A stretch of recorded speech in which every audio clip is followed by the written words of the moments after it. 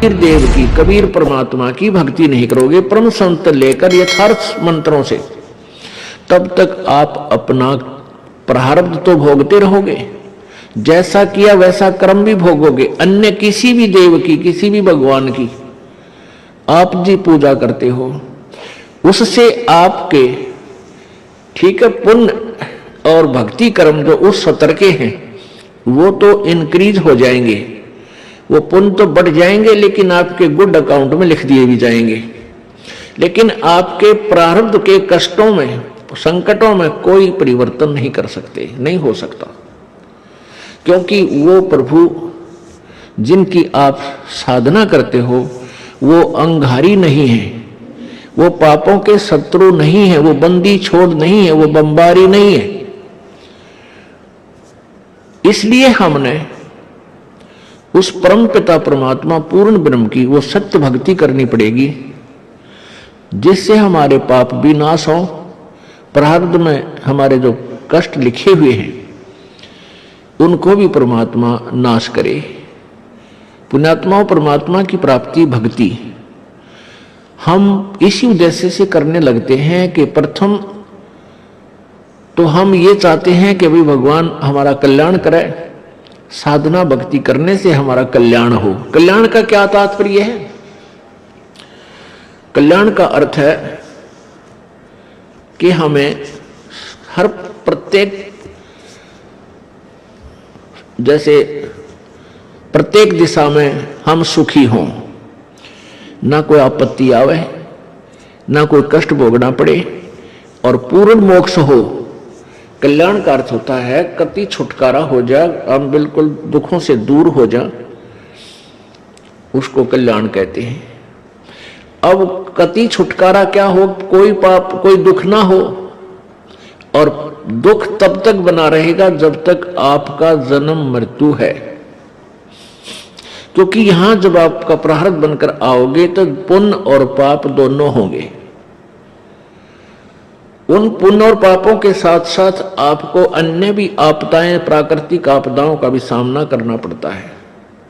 यहां अन्य प्राणी जो हिंसक प्राणी हैं वो भी आपको बाधा करते हैं, और दुष्ट प्रकार के व्यक्ति भी जो मनुष्य शरीर में आए हुए हो, नीच प्राणी, वो भी आपको तंग करने में कसर नहीं छोड़ते हैं।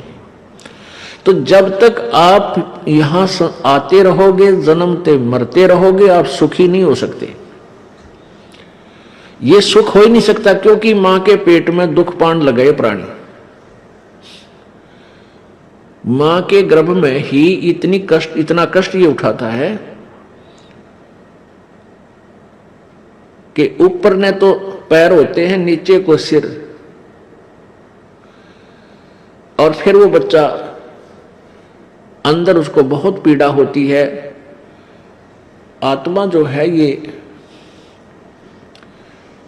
इसके अंदर युगों युगों के संस्कार फीड हैं। आत्मा के अंदर अंतःकरण में एक कंप्यूटर है जिसमें कोड वर्डों में अनंत असंख्य जन्मों के आपके सभी संस्कार उसके अंदर डिपॉजिट हैं, फीड हैं, जमा हैं। और जब ये प्राणी मां के पेट में होता है, इसको सब याद आ जाते हैं। 9 महीने तक उल्टा सिर नीचे को, पैर ऊपर न, और मां के पेट में ऐसे घूमता रहता है, चक्कर काटता। चक्कर क्यों काटता है? क्योंकि इसको अंदर से, इसके कच्चे शरीर पर बहुत ऐसे पीड़ाएं होती हैं, क्योंकि एक तो शरीर इंक्रीज होता है, और फिर अंदर ऐसे जैसे माता कोई आहार करती है, उसका भी अंश उस बच्चे के कच्चे शरीर पर मिर्च है, लवण है, ये ऐसे असर करता है, ऐसे डंक से लगते हैं उसको, जैसे मच्छर काटते हैं। उस पीड़ा को समाप्त करने के लिए मचलता है, तो वो घर्षण से, मां के पेट के अंदर से घर्षण पैदा करके, घर्षण के द्वारा घूम घूम के उस पीड़ा को ये समाप्त करने की चेष्टा 9 महीने करता रहता है। और उस समय ये प्रार्थना करता है, परमात्मा मेरे से जो भूल हुई अब मुझे याद आ गई, क्योंकि संकट जब आता है तब हम हर तरह से सोचते हैं भाई ये क्यों आई आपत्ति, ये भगवान मैंने ऐसा कौन सा पाप कर दिया, क्या गलती बन गई मेरे से। और जब तक ये सुखी रहता है इसको कुछ याद नहीं आता, केवल बकवाद याद आती हैं, वो मित्र याद आते हैं जो गुटी छुटी लाव ताश खेलते हों, या वो रिलेटिव रिश्तेदार याद आते हैं जिनके साथ गप्पे मारने जावे, सैर सपट्टे करावे। और जब इस पर आपत्ति आ जाती है फिर इसको परमात्मा याद आता है। इसलिए परमेश्वर कबीर देव जी कहते हैं कि सुख के माथे पत्थर पड़ो, जिस ते नाम हृदय ते जाए, और बलिहारी उस दुख के जो पल पल नाम रटावे। परमेश्वर कहते हैं कि ऐसा सुख भी ना देना, ये मांगना मालिक से। हमें संकेत करते हैं परमात्मा अप बाणी बोल के अपने ऊपर ही, कहते हैं भगवान इसे सुख का आग लगो जिस तेरा नाम भूल पड़े, तेरी याद जिससे जा, मैंने इसे सुख की जरूरत नहीं परमात्मा, आग लगे इसे। क्योंकि ये सुख तो झूठा है, ये तो अस्थायी कुछ ही समय के लिए है। और इस सुख में यदि हम भगवान भूल गए, यही तो समय है परमात्मा याद करने का, यही समय है मनुष्य जीवन जो है हमारा भक्ति करने का, दान करने का और शुभ काम करने का। और इनको हम बकवादों में खत्म कर रहे हैं। तो ये सुख जो आज है स्थायी है, ये पिछले पुण्य से है, और हमने उस सुख की जरूरत नहीं परमात्मा जो हमारे इस भक्ति मार्ग से दूर कर दे, आपसे दूर करे। वो बलिहारी उस दुख के, कहते हैं कुर्बान हो उस दुख के जो दुख हमें भगवान याद दिलावे। तो यहां का जो सुख है ये तो अस्थायी है, ये तो रहेगा ही नहीं रहेगा। और फिर हम जिस उद्देश्य के लिए मनुष्य जीवन प्राप्त करके आए थे वो हमारा रह जाएगा। तो ये जब मां के गर्भ में प्राणी होता है तब ये सोचा है परमात्मा मैंने बहुत गलती करी, मैंने आपको याद नहीं किया। और अब के जब बाहर आज एक बार बाहर निकाल दो, मेरा शरीर ठीक ठाक पूरा कर दो मालिक। क्योंकि मनुष्य जीवन की वैल्यू का इसको मां के गर्भ में पूरा पता होता है। आत्मा बूढ़ा और बालक नहीं होती, आत्मा बाहर आकर के मूर्छित कर दी जाती है इन तीन गुणों के द्वारा। जो ही आत्मा शरीर के साथ बाहर आती है, शरीर में स्थूल शरीर बनकर इसके ऊपर एक कवर चढ़ाया जाता है अंदर, और उसमें ऐसी जकड़ दी जाती है।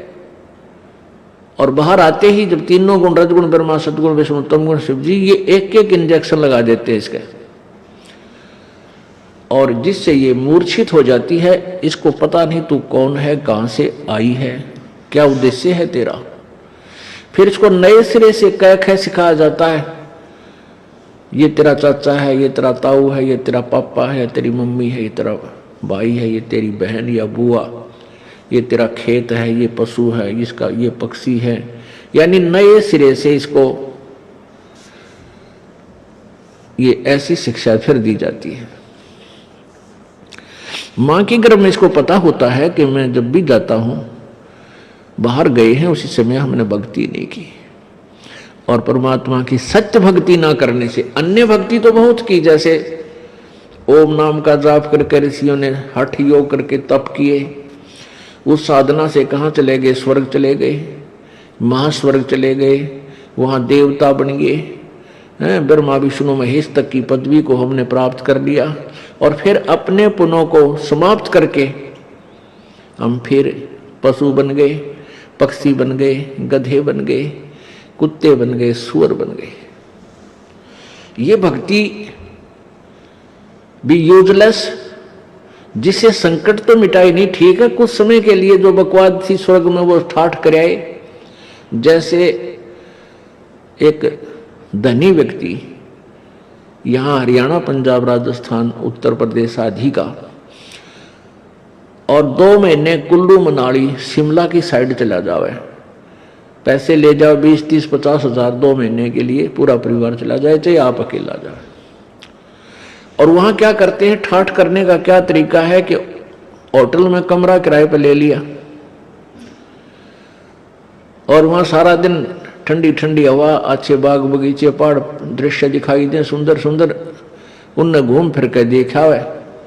और 2 महीने वहां रहे, क्योंकि वहां बहुत ही अच्छा वातावरण मौसम होता है, गर्मी नहीं होती, प्यारी प्यारी ठंड होती है, तो वो 2 महीने में 20, 30, 50 हजार रुपये बर्बाद करके, खर्च करके, जेब कटवा के वापस आ जाता है।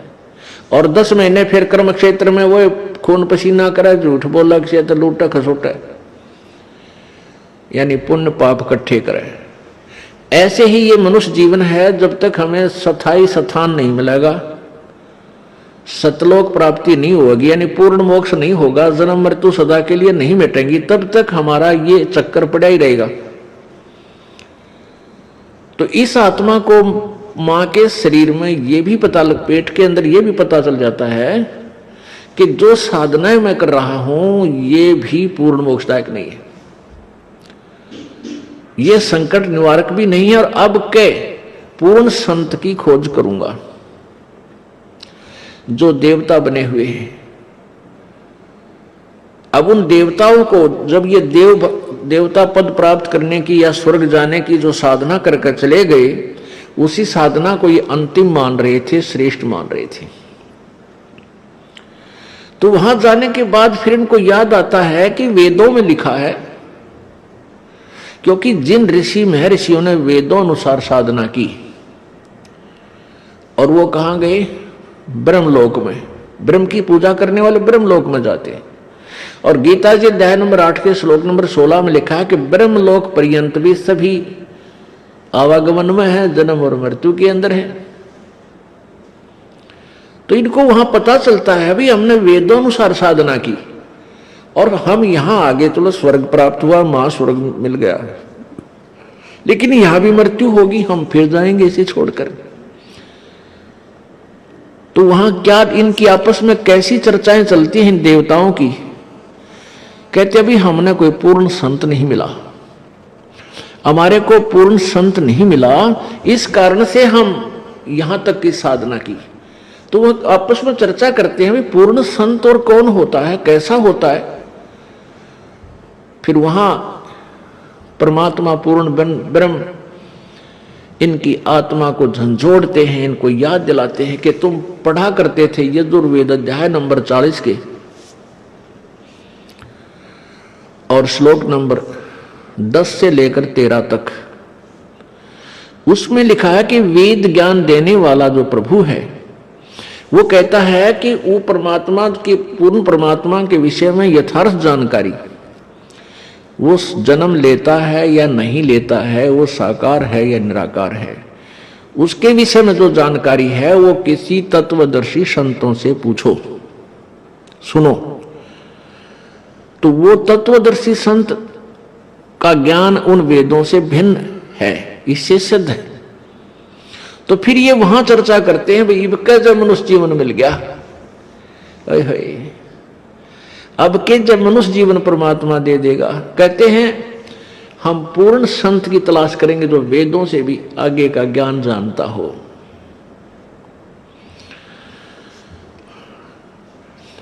अब परमात्मा अपनी सच्चिदानंद घन की वाणी में 5वें वेद में कहते हैं इस देही को देवालोचे तू नर क्यों उकलाता।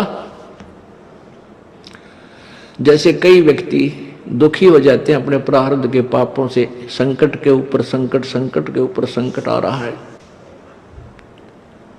तो वो क्या दुखी होकर के क्या धारणा करते हैं, हे भगवान आत्महत्या कर लो।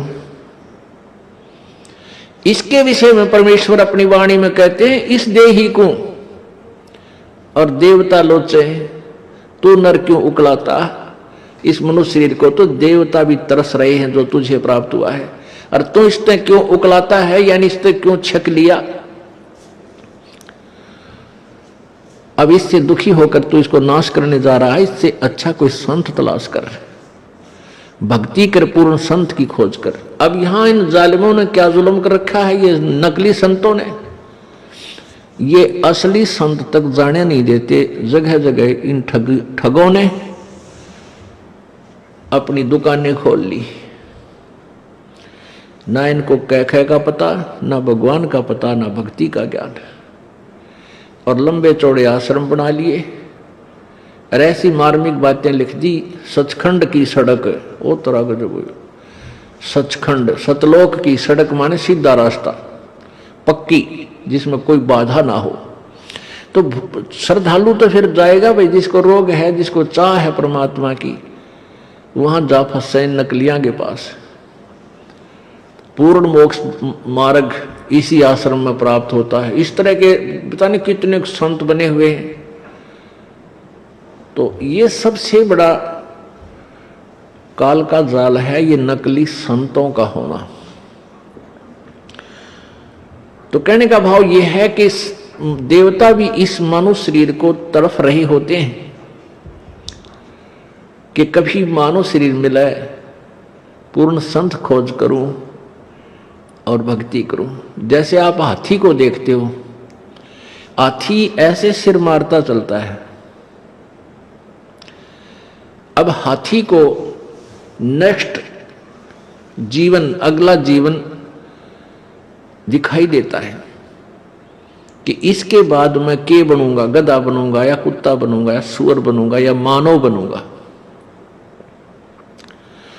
तो सिर मारता चलता है। किस समय सिर मारता है? जब वो पकड़ दिया जाता है, जब वो किसी मनुष्य के काबू आ जाता है, उसके ऊपर बैठ के इतना लंबा छुरा लेकर, अंकुश लेकर बैठ जाता है, उसका सीधा ठोकर बकवाद करता है, तो तब वो सिर मारता चलता है। नो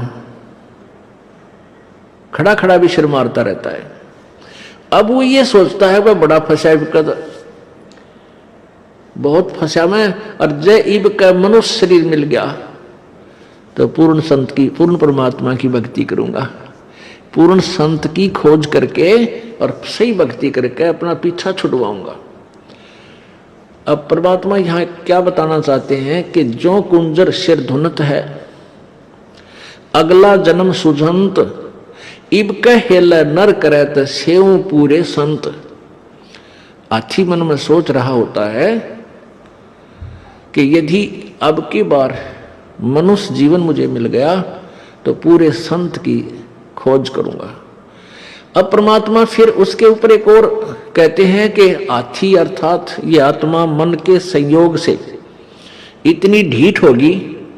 हाथी के विषय में कहते हैं कि हाथी तभी तक सिर पटक रहा है, धुन रहा है, जब तक यो बंद में आ गया और मनमानी इसको मस्ती नहीं कर पा रहा। इसलिए ये भगवान याद कर रहा है और ईब छोड़ दे इसने। अब इसको खोल दे यहां से और जंगल की तरफ कर दे। कति भगवान याद ना करे, उड़ा खावा केड़े के पेड़ा नर मार मस्ती फुर फुर नावर ठाठ करे, नरी को बद करे, कति सर नहीं धोने ना इसका याद आवा भगवान, हालांकि इसको पता भी है। तो इसलिए परमात्मा कहते हैं भाई इस परमात्मा के तत्व ज्ञान के बिना ये प्राणी ना तो भक्ति कर सकता और ना ही अपने इस मानव जीवन को ठीक ढंग से जी सकता। इसमें कोरी को बद करेगा। थोड़ा सा कोई राजपद प्राप्त हो गया, कोई बड़ा सा अधिकारी बन गया तो धरती तोलन न हो जा। मंत्री, मुख्यमंत्री, प्रधानमंत्री, राष्ट्रपति बन जाता, पता ना क्या सोच बैठा है और भूल जाता उसमें कि तू इंसान भी है, तू जीव भी है। तो ये जो चौंध लावा है, ये काल लगावा है, ये भूल जो डालता है, ये काल लगाता है कि ताकि ये नरे कर्म फोड़ ले अपने और पापों की गठड़ी बांध ले। क्योंकि अच्छी आत्माएं पूर्व जन्म की होती हैं, वो ही कोई उच्च पद, अच्छा धन प्राप्त करती हैं। तो वो अच्छी आत्माओं से नरे पाप करवा कर उनको नीच आत्मा बनवा देगा। और जो दुखी हैं वो तो पिछले, जो गरीब हैं, रोगी कोडी हैं, वो तो पिछले जन्म के पहले ही पाप नरे इकट्ठे कर रखे। तो पुण्यात्माओं, तत्व ज्ञान से हमें ये जानकारी होगी कि पूर्ण संत हमें मिला है, उनसे हम भक्ति लेकर साधना, सत साधना करें और मर्यादा में रहेंगे तो हमारे पाप कर्मों से आने वाले प्रारब्ध के जो कष्ट हैं वो पाप भी कट गए, हमें सुख होगा। यानी आप पर आने वाली आपदाएं, संकट भी दूर होंगे, आप निर्धन भी नहीं रहोगे, आप धनी बन जाओगे। एक तो आप यहाँ के भौतिक सुख के भौतिक धन के धनी बनोगे और आध्यात्मिक धन के भी आप धनी बनोगे।